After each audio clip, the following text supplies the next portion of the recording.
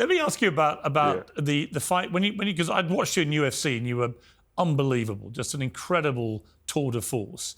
And when you took on Tyson Fury, I thought, well, this could be really interesting because you've obviously got this incredible punching power. And I watched that fight. To me, you won that fight. You know, Tyson's a good friend of mine, but I posted on X at the time. I think Francis Ngannou won that fight. Did you think you won that fight?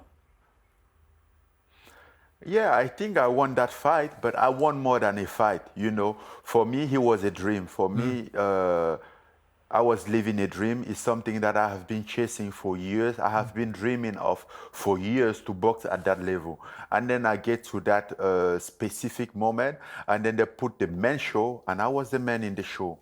So it was a big win overall. It was a huge moment. And despite the result, I mean, I was expecting it to go that way. You know, I wasn't really expecting that I would go there and then win Tyson. They'll just give me a decision over Tyson Fury or over any type of a boxer just like that.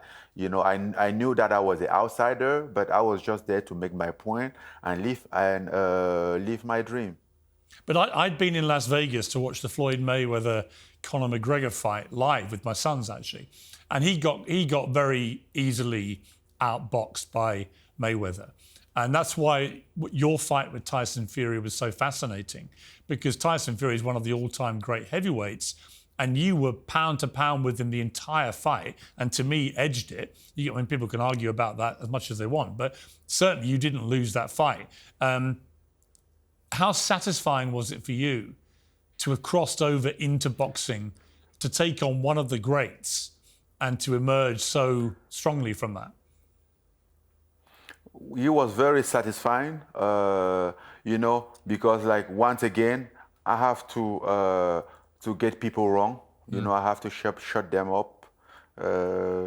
Yeah. He was very satisfied. I mean, in addition of living my dream, and let me tell you what, that fight was in Riyadh, and then they put on a great show, the biggest show that I ever been to, that I have ever seen, and then the scene was ours. You know, they built this gigantic arena like from scratch in 3 months just for that fight, and then we get there like the ring was coming from the ground. You know, like in the movie type of thing, everything. Like we have to do the rehearsal for the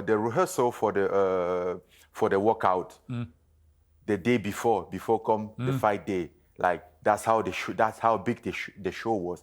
They're gonna tell you like from here you're gonna have the light on your face. This is gonna happen. You're gonna turn left, and the flag gonna be here. So it was crazy. Well, it's interesting what the Saudis are doing, isn't it, with fighting? Because I went to the Terrence Jackson fight in Los Angeles, and Eminem did the halftime show there, which was absolutely extraordinary. You know, he did a whole half-hour set, and it made me realise that what the Saudis are doing, I think very successfully, they're bringing entertainment and sport together in a way that we've seen in certain sports, but certainly not in things like fighting, for example. So it's an interesting new way to do it. Yeah, that was a very interesting way of doing it. And again, I have never seen anything like this. I was there like very impressed. I think we all were impressed. Everybody that was there that saw the show was impressed. Not only for the fight, just the show. The show was gigantic. Yeah, it's entertainment. It was like a Hollywood type of thing. Yeah, I totally agree. Your next fight was, of course, Anthony Joshua, which didn't go as well for you. Tell me about that fight and that experience. That fight wasn't a good fight. That fight, the whole experience wasn't good.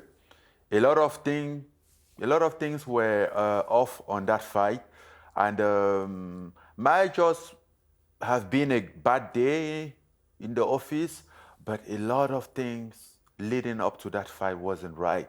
So the whole thing is not good. Then I get to the fight. I wasn't even was off my timing and everything. And now I'm like, why are you off of timing? And then nothing went well. Like the first punch, that wasn't even like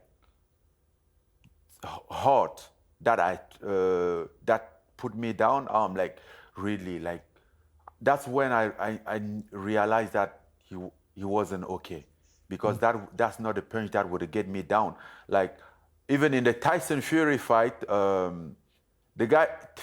Tyson hit me with the elbow, and I didn't even realize I get hit by the elbow until I saw the video after, you know. Then I get in the next fight, like a punch that wasn't straight, the punch that hits my hand first.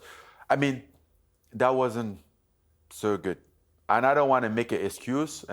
I lost that fight, period. And then I decided to move on. Like, okay, next time I will get prepared better, you know. I trying to fix something that I wasn't paying attention at. Next time I should be prepared better. Who And, hits harder? Whatever he was my phone. Right, and that's very good of you to say that. Who hits harder, the MMA guys or boxers? Who actually punches harder generally? He depend. I would say MMA. It depends on the punch. It depends on how. But remember, like, MMA fight is like 4-ounce glove, 4-ounce gloves, and sometimes you get hit not by the gloves but by the knuckles, like, you know. So the sensation is different. Even if the punch is not like very hard, the sensation is very different because it's like bone to bone.